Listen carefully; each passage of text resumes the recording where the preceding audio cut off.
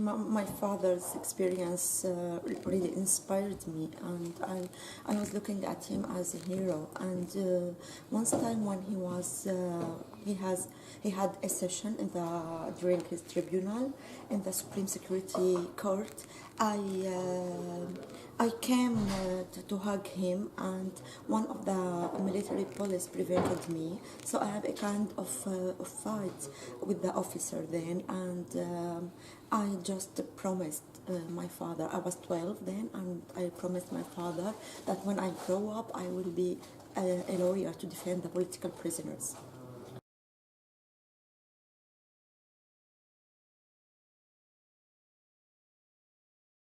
The main problem is that there is a problem with the legal system in Syria. We have good principle in the law, in our constitutions, but the problem is with the application of these rules, of the laws in Syria.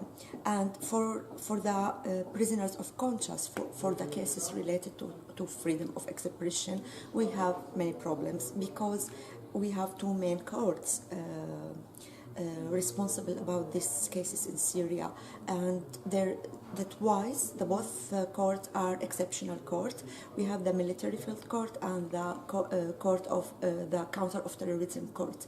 So there is a very short, of course, for the one kind, for the military field court, there is no role for the lawyers. It's a secret court with no appeal and no lawyers.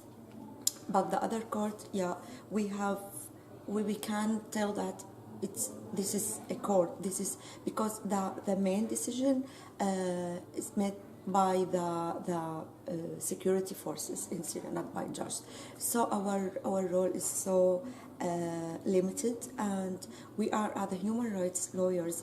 We have many kind of violence. Many of us was killed, many of us was died under torture, many of us still disappeared, and the others left Syria. So it's so complicated to have this role.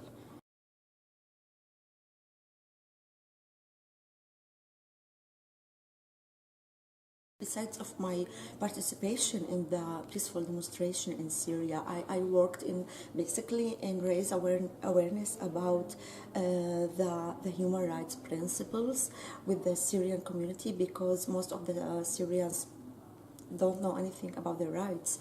And I work in documentation of the kind of torture against the detainees, and I focus on the forced disappearance in Syria, besides of my defending the political prisoners and prisoners of conscience. And I work also in the rehabilitation for the male detainees, and the psychosocial support for the female members of the detainees' families.